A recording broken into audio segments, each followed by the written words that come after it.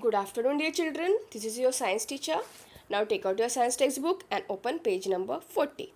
So, dear children, yesterday we have studied about the process of filtration and some definition of process of evaporation and activity regarding to the evaporation, that is activity number 6.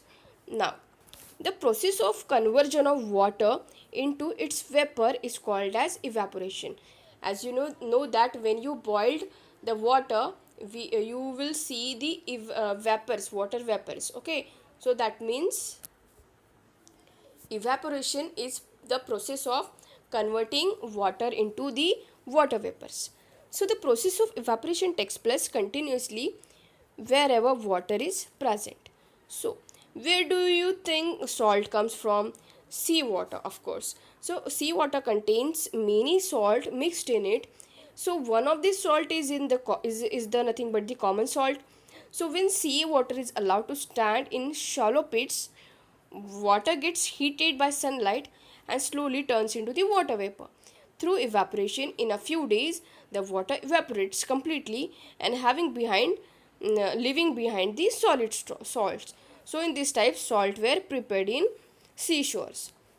So common salt is then obtained from the mixture of salt by the further purification. Okay, then this is the obtaining salt from the seawater. What they have to just do, they have to just collect the salty water on the seashore, and after the you can see the sunrise. So after the so by the sun rays the water get evaporates and the salt get obtained. So use of more than one method of separation.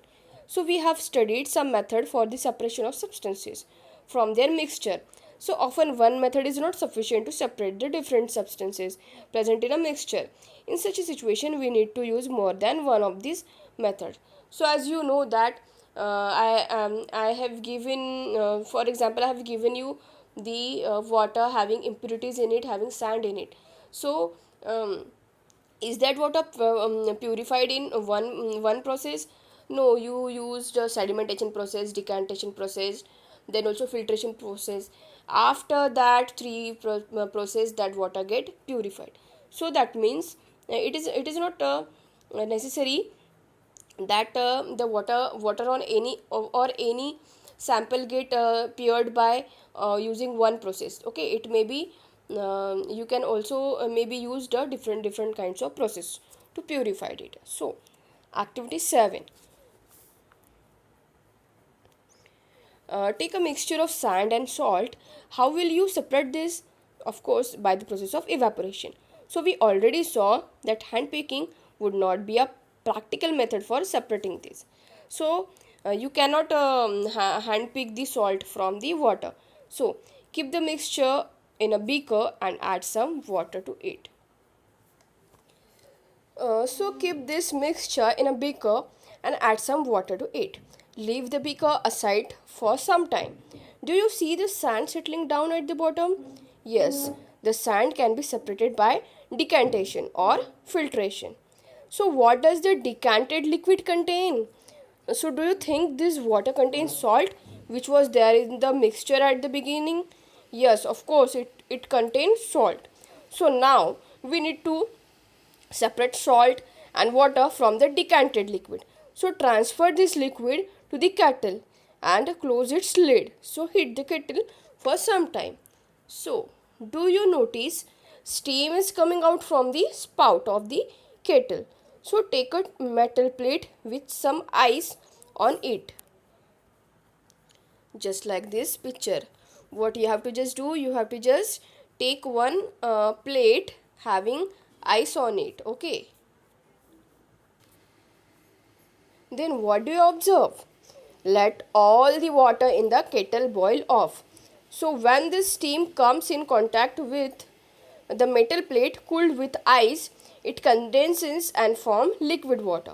The water drops that you observe falling from the plate and where, due to condensation of steam, the process of conversion of water vapor into its liquid form it's called the condensation. That means the after boiling when water vapors from that process of forming water vapor is known as evaporation, and when that water vapors get converted into the liquid droplets, that process is known as the process of condensation.